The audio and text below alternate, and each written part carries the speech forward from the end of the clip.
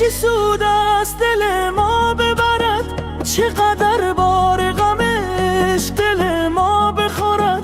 بس باشد نشومم عاشق دلدار کسی، تا از آن رنج دل دیوانه به هجران کسی. آخر ازش چی سود است دل ما ببرد، چقدر بار غمش دل ما بخورد.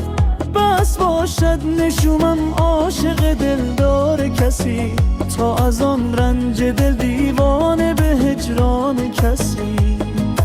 عشق فقط غم جدایی